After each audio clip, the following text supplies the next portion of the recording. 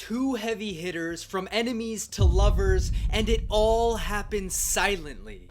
Lex actually is one of the most brilliant people I know. I think you would love talking to him. As Rogan begins talking to Neil about the future of AI and self-driving cars, beneath the surface, things begin to spiral way out of control. Let's navigate through this completely unique conflict of 14 intense action-packed chapters of implicit attacks, calculated defenses, and third-party alliances. Let's dive into the silent yet emotionally turbulent war of Joe Rogan and Neil deGrasse Tyson. Have you done any playing around with auto driving features on things like Teslas?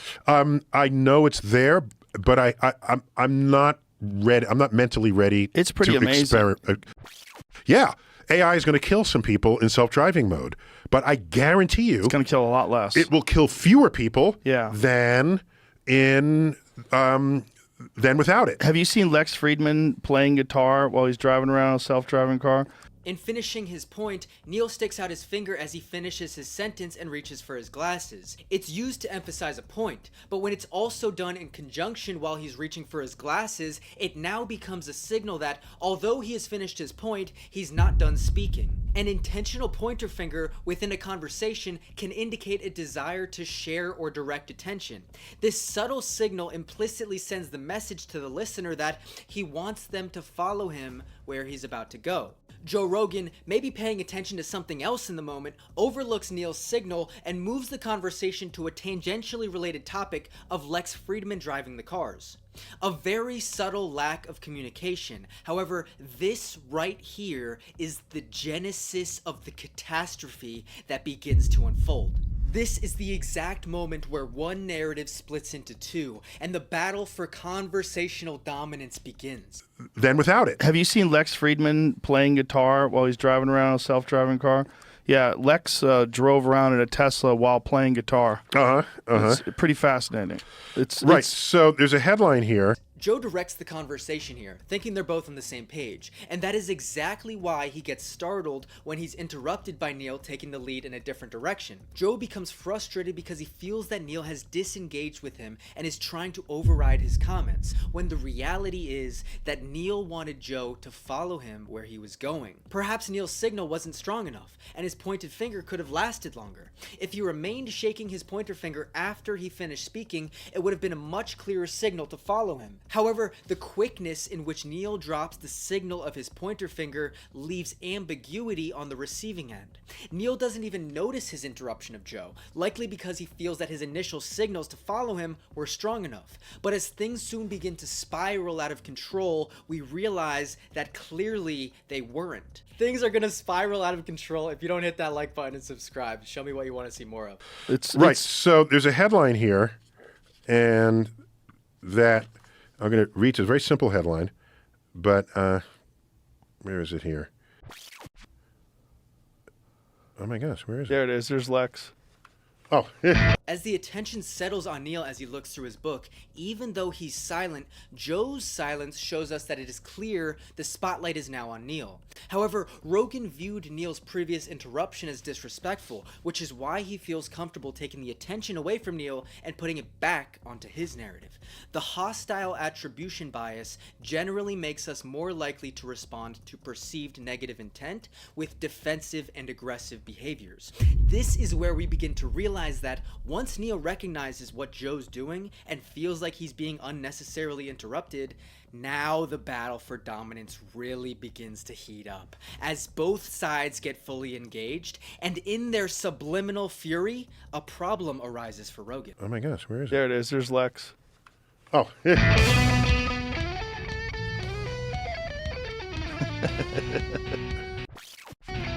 That's pretty good.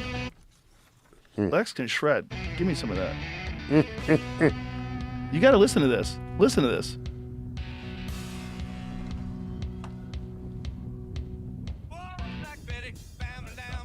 Oh, yeah, he was playing along. Here it That's goes. good. It's good Listen stuff. to here. Okay. Rogan is fully watching the video, but as the camera cuts to Neil, he's watching it only halfway as he scans through his book. But when Joe asks Neil to listen to it, Neil delays his action by 3 whole seconds before picking the headphones up. Delayed responses can be a form of nonverbal leakage that reveal an underlying dissatisfaction. It is within this delay of action from Neil where we start to peer into Neil's growing discontent that is manifesting itself nonverbally.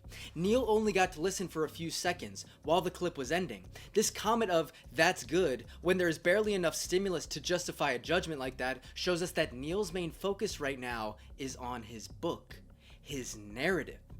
But how will he hold on when Rogan launches this next calculated attack? Here That's goes. good. It's good Listen stuff. to here. Okay.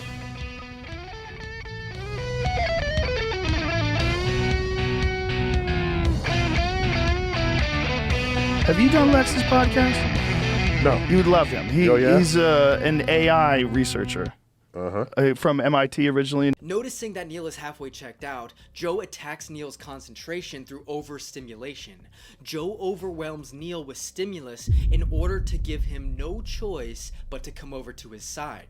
This puts Neil in a tough pinch, because in order to stay focused on the book, he would have had to ignore Joe's question, and to ignore the question would make things borderline confrontational. Emotionally arousing stimuli dominates attentional resources. Stimuli that engages multiple senses are more likely to attract and hold attention due to the increased cognitive load and processing demands. Joe gains control over what Neil is hearing and is successful, and then he influences him verbally and is successful. But as he looks at Neil as he speaks, he does not receive eye contact in return.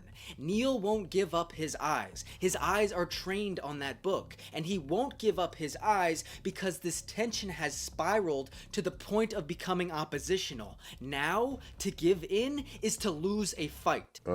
From MIT originally, and now he's mostly doing independent work and doing his own podcast. And brilliant guy. You would love him. Mm-hmm. And he's got an amazing podcast, too. Okay, so here it's going to be in this section I don't think you're interested in Lex's podcast. Joe makes the first confrontation, and we see Joe break the silence as the nonverbal discontent temporarily turns verbal.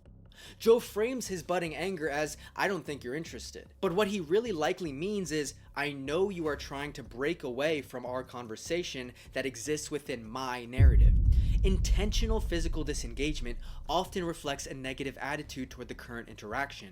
It is so effective at signaling distaste because the movement itself violates social norms. The physical lean and disconnection paired with the slightly confrontational comment allows Joe to subtly communicate to Neil that he is viewing Neil's actions as disrespectful. Overwhelmed, Neil has nothing left to hang on to in the pursuit of saving his narrative, his conversation. Joe has attacked him at all angles, and all Neil has left is to just remain silent, saying, "Hang on." Neil is spread so very thin for now. Section I don't here. think you're interested in Lex's podcast. Seems like he's not paying attention. What do you mean? No, hang on. I got this. Lex, No, thank you for the tip. I'm trying to get him on, buddy. Lex actually Okay. is one of the most brilliant people I know. I think you would love talking to him. An interesting quote here from Walter Bagehot. Joe's laugh is out of absurdity, but it's also deployed as a defensive mechanism, and it is an avenue that allows Joe to try and assume the win within this exchange before it gets too crazy. Joe just breaking out in laughter by himself would likely only imply an appeal to absurdity. However, it is when he breaks out in laughter while looking over to Jamie that reveals the deeper, more sinister subconscious intention. By making the laughter shared, it facilitates the solidification of that silent alliance and takes the power away from Neil, who is now the independent party and now has less of an argument for being in the position of power. Exclusion from shared laughter undermines those who are not included, causing a disempowerment that serves in shifting the power distribution within the group. By non-verbally appealing to a third party, Joe is no longer laughing at the absurdity of the situation, but at Neil himself. And it is in this way that Neil is pitted into a corner. How is he possibly going to defend himself as Rogan begins to launch even more artillery? Quote here from Walter Bagehot. One of the greatest pains to human nature is the pain of a new idea. Really? That guy's an idiot. That's not the greatest pain. Someone needs to kick him in the nuts. That's a It's lot. human pain nature. Of loss, the pain of failure. There's a lot more pains. Actually, no, new ideas the are longer amazing. quote. Did you notice how Joe doesn't laugh when he gives his instant negative reaction? And right after he says it, he looks immediately to Jamie, not Neil. Joe is less set on inciting laughter and more set on taking Neil down from his position of power if any of the audience still views him in that way. On the surface, Joe and Neil are having a conversation with each other, but it is here that we see the disconnect on full display. Joe and Neil's laughter is no longer shared. No, both parties laugh independently when the other party is not laughing. Joe is laughing at Neil independently with the implication of Jamie's help. And the artificialness of Neil's laughter at Joe's comment shows us that Neil wants to claim control by likely implying that Joe is too simple to understand the quote. Through Neil's forced laughter, we begin to realize that both parties are attempting to use laughter to gain superiority and claim over the situation. When laughter is unsynchronized, it suggests a use for a specific purpose rather than just a spontaneous expression of shared emotion. When laughter occurs in isolation, it suggests a lack of genuine connection. When Joe rebuttals, he takes a quick, sharp, deep breath indicative of a conflict response. He makes no eye contact with Neil, and he physically positions his body towards Jamie as he discredits the quote. In this way, he is now discrediting the quote within this alliance. Why is this unspoken alliance so powerful? Powerful enough to make Joe feel like he needs to now be won over by Neil. The subconscious thought is that if there are three people in a room, whichever idea is held by the majority share is going to be the most dominant, easily accepted idea. By forming this alliance, it aids Joe in doubling down, allowing him to comfortably believe that the public is going to be on his side as well. This is the source of Joe's current confidence and feelings of deservedness. As Neil begins to further justify himself to Joe, it is now clear that Joe is not going to make it easy on him. But surprisingly, Neil is prepared. More pains. Actually, no, new ideas the are amazing. longer quote I have here, just in all fairness to the fellow, is, it is, as common people say, so upsetting, it makes you think that, after all, your favorite notions may be wrong. Naturally, therefore, common men hate a new idea and are disposed more or less to ill-treat the original man who brings it. Oh boy. Now we're in the common man thing. Okay. Before Neil reads the deeper, more in-depth quote, he says, in all fairness to the fellow, what he does here is deflect responsibility and dodge the sword that Rogan is swinging. Instead of Joe criticizing the quote in an attempt to affect Neil, Neil frames Joe's criticism as an attack on only the author, not him for choosing it. This depersonalizes Joe's previous negative statement, and this is how Neil swiftly jumps out of the way as Joe again swings that sword of criticism. Joe begins pouring a drink and becoming preoccupied while Neil speaks, and then he offers more criticism after Neil finishes. He is trying to fully treat Neil as he believes Neil treated him, and it is through the solidification of the previous alliance that Joe feels he has been able to assume a position of power in which he now feels requires Neil to justify himself. But that's not exactly what we see, as Neil finally comes on the attack.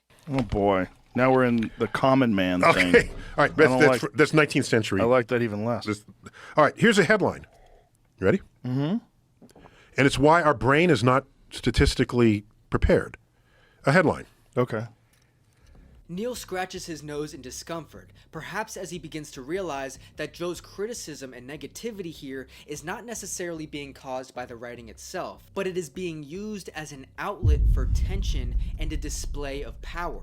Notwithstanding the negative relational effect of this, typically, whoever can get away with being more disagreeable in an interaction without punishment or correction is often perceived as the higher status. Rogan essentially sends the implicit message that if you're gonna cut me off, I'll show you and the audience my power through my disagreeability. I can be as disagreeable as I want. Neil notices this, takes his glasses off, looks Joe right in the eyes as he says, "Are you ready?" a subconscious acknowledgement of all the tension fueled back and forth. Joe's comments are technically on topic with what they are talking about, but Neil says, "Are you ready?" to send Joe the message that you're lost in some place that is not reality. Are you ready to take this seriously? And I'm starting to think that what you are saying is not fueled by something we're talking about, but by something that you are distracted by. While the words Joe uses are technically fully relevant to the conversation, Neil believes that Joe's outside reaction and display of negativity is too unwarranted to be genuine, and only reveals an internal distraction within Joe. After setting up a prime defense, Neil now jumps and goes on the offensive. Tesla says autopilot makes its car safer. Crash victims say it kills. Both of those are true. Yeah. So that no disagreeableness or unwarranted criticism can be wavered to him from Joe about what he just said, he takes his glasses off, puts the book down, puts his hands on the table, and looks Joe directly in the eyes, locking him in this moment before saying his conclusion of, both of those are true. When combined, these signals are very hard to escape diplomatically, which is likely why we hear Joe almost reluctantly say, yeah, realizing that there's no clear way out of its grasp. It is here that things get really weird. But less. It's sort of like introducing mountain lions into areas to kill deer. Correct. Yeah. Both of those are true. You know why you can't take lithium ions onto a plane? Because there was a UPS plane that had lithium ion batteries in the cargo and it caught fire. There's the audio of the pilots talking to each other and to the thing while the plane is on fire just before the thing crashes. Do you remember when they used to make you take the batteries out of Samsung phones when you got on planes? I never used a Samsung phone. In order to potentially come back on even footing, Joe Rogan doesn't marvel or really even emotionally react to what Neil says. Instead, he just directs the conversation towards his knowledge. To redirect the conversation without first acknowledging or reacting to what our counterparty just said can be viewed as a slight. However, it is much less significant than the outward negativity that Joe was previously displaying. And it is within this shrinking display of emotional reactions that we can begin to suspect that tension is easing and both parties are returning to baseline. But what happens next changes everything, as Rogan sends his most powerful implicit message yet. Do you remember when they used to make you take the batteries out of Samsung phones when you got on planes? I never used a Samsung phone. Samsung phones had an issue. One of their Galaxy Notes. Oh, yeah, I remember. They would I remember. burst into flames. I remember. They juiced up the battery capacity. I remember it. Yeah. Yeah, and they went a little too far. Went a little crazy. So all I was saying is that They fixed that now. part of the diversity of who and what we are. Joe says they went a little too far, and as they share a point of laughter for the first time throughout this whole tension, finally, two separate narratives merge back into one. But this "they went a little too far" could also be a double entendre and an implicit message to Neil about their tension. In support of this theory, Neil immediately stretches to let out tension and then begins to retroactively justify himself with "all that I was saying." Joe follows it up with "they fixed that now," technically referring to Samsung, but potentially another double entendre that allows Joe to implicitly tell Neil that the tension is over. But this next part is genuinely the most fascinating part of the entire interaction.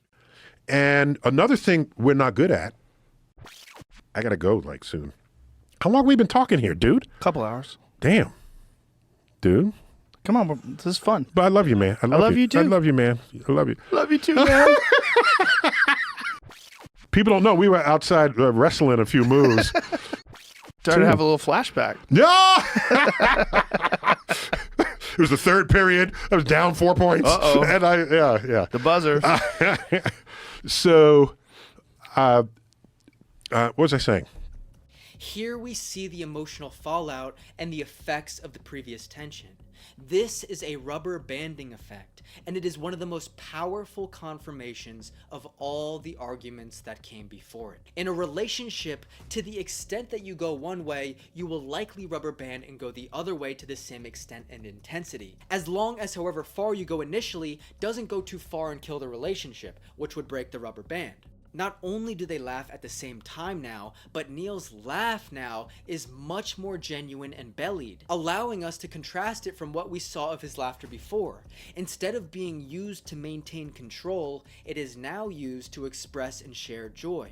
Neil almost begins to cry as he wipes away a potential tear, and he completely loses his train of thought, overwhelmed by the positive emotions he is feeling. The effusiveness of their fraternal love for each other is indicative of just how serious and heated the previous nonverbal tension was that was boiling beneath the surface. The height of the positive implies the depth of the negative. Things have the potential to spiral out of control very quickly between polarizing and passionate personalities. This is exactly why, in conversation, we want to give ample time and margin for others to show us their true colors. Because once both parties feel that the other party has bad intent, it is very hard and very sticky to get out of. It is lucrative to expend energy staying out of this zone of assumed bad intent, lest a brutal, non-verbal battle for dominance ensue. On the topic of unspoken alliances though, what happens when there are more than 3 people involved, and they all team up against one third party who is much less powerful than them? Click the video on screen now to watch the whole catastrophe unfold in real time. My name is Glitcher Ronan, thank you so much for watching.